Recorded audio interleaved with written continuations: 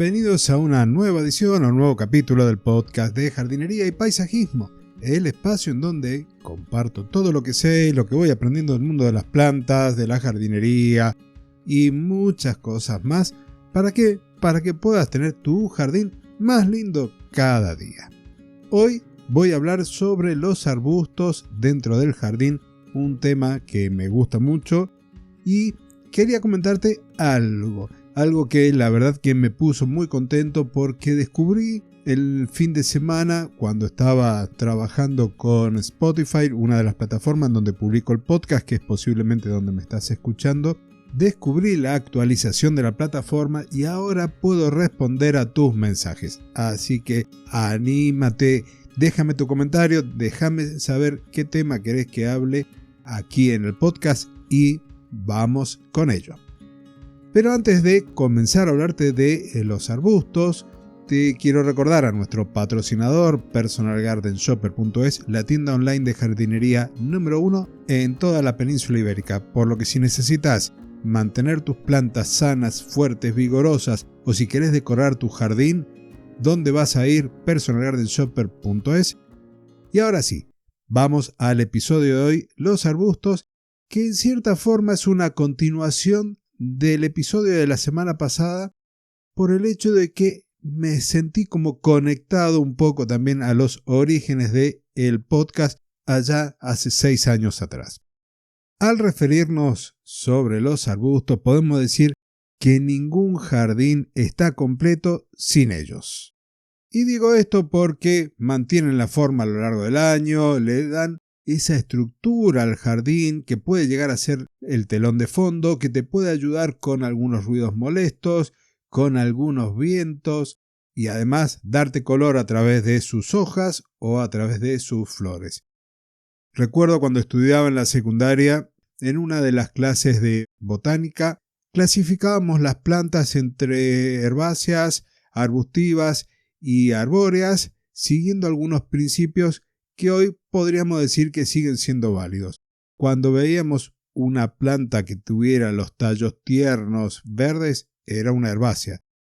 Si ya era leñoso, teníamos dos posibilidades, los arbustos y los árboles.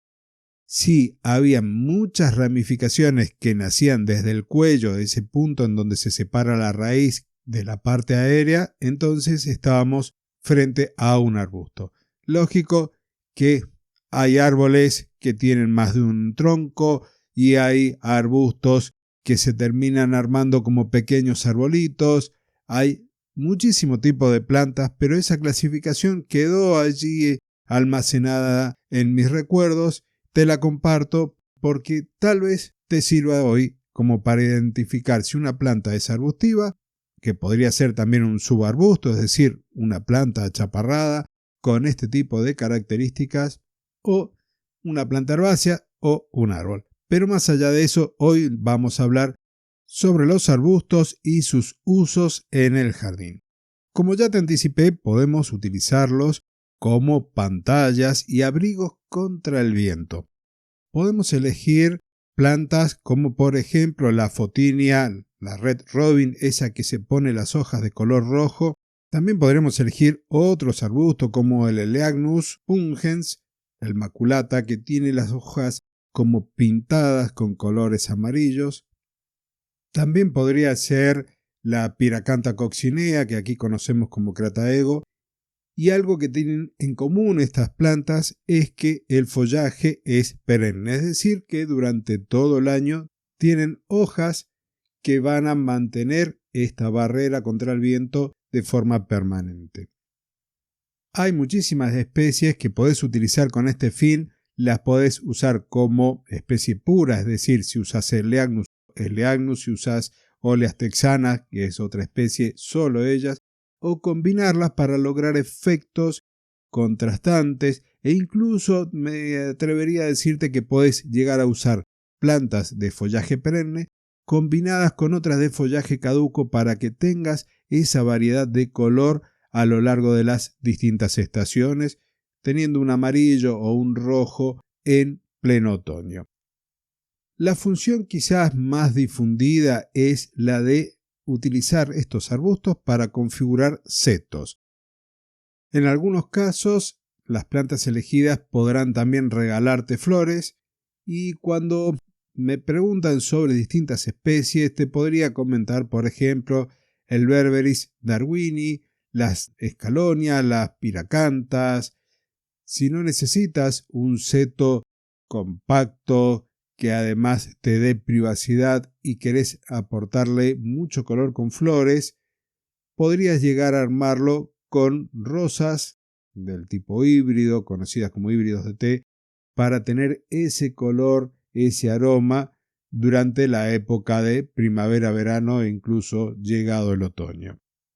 Otra función u otra misión que le podemos atribuir a los arbustos, sobre todo aquellos de porte muy bajo, rastrero, podríamos decir, es la de cubrir el suelo. En estos casos, la idea es que el suelo no quede desnudo, que no sea colonizado por aquellas hierbas no procedentes, aquellas que no deseamos cultivarlas.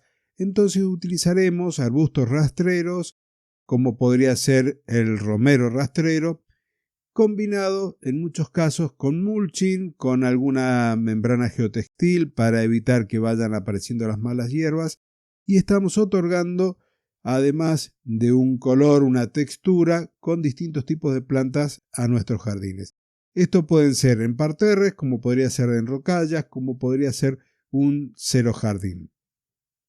Las plantas elegidas en estos casos tienen que ser de porte rastrero, muy bajas, tener un follaje bien tupido y también, por supuesto, agradables a la vista. Podemos elegir plantas que crecen bien a pleno sol, que crecen bien con sombra parcial, como por ejemplo el Hipericum. Para algo de más sol podríamos estar eligiendo el Cotoneaster microfila, algunas variedades de brezos o incluso de salvias que van a aportar además esa flor tan preciosa y que en América atrae a los colibríes. Y pensando en esto me estoy acordando de un arbusto que atrae también las mariposas, la famosa Buddleia, y esto me lleva a la última categoría de uso de arbustos, que podríamos decir que son arbustos con carácter.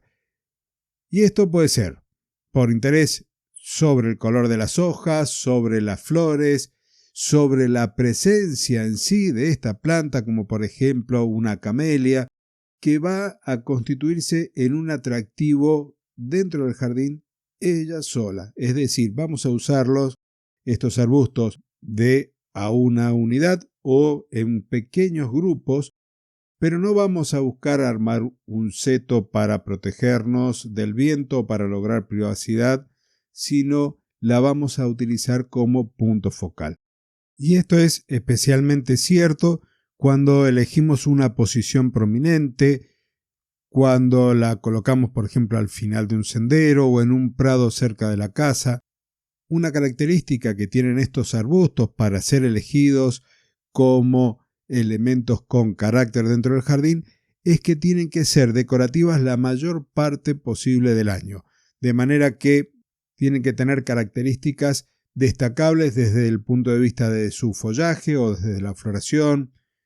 Podemos hacer, por ejemplo, una comparativa entre la lila común, la Syringa vulgaris, que es un arbusto no muy llamativo, que tiene un momento de esplendor que durarán 3 o 4 semanas, que es cuando se llena de flores, pero luego vuelve a ser ese arbusto no tan llamativo. En cambio, si volvemos a ese ejemplo, el de la Buddleia, podríamos decir que tienen hojas elegantes, alargadas, grisáceas y blancos por el lado del embés, que son atractivas antes y después de la floración.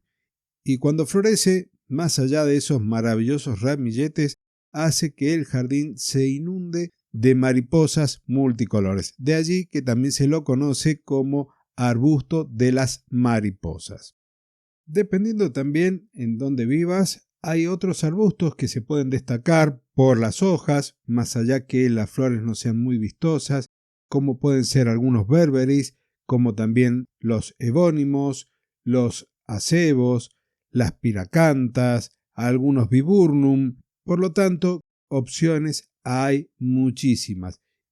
También podríamos pensar en utilizar los arbustos, ya sea como punto focal, a partir de la poda topiaria. Hay algún episodio por ahí lejano en el tiempo en el que hablé sobre la poda topiaria. Podemos elegir arbustos que no se destaquen por el follaje, que no se destaquen por la flor, pero sí que nos permitan podarlos y darle formas y armar un rincón a lo mejor con esferas o con pirámides o con forma de algún tipo de animal gracias a la poda topiaria. Entonces, los arbustos son los grandes amigos nuestros al momento de rellenar espacio, de crear barreras, de lograr privacidad, porque en el mercado podemos encontrar muchísimas especies para elegir en función de nuestra necesidad, de nuestro gusto y de la adaptabilidad de cada una de ellas al clima y al suelo que tenemos en nuestro hogar o en la residencia de nuestro cliente si nos dedicamos a la jardinería y al paisajismo. Con esto termino, me despido. Te agradezco que compartas el episodio, tu comentario. Ahora que los puedo responder en Spotify, mucho mejor para mí porque puedo interactuar contigo y podemos ir generando el contenido del podcast al gusto y a la necesidad tuya.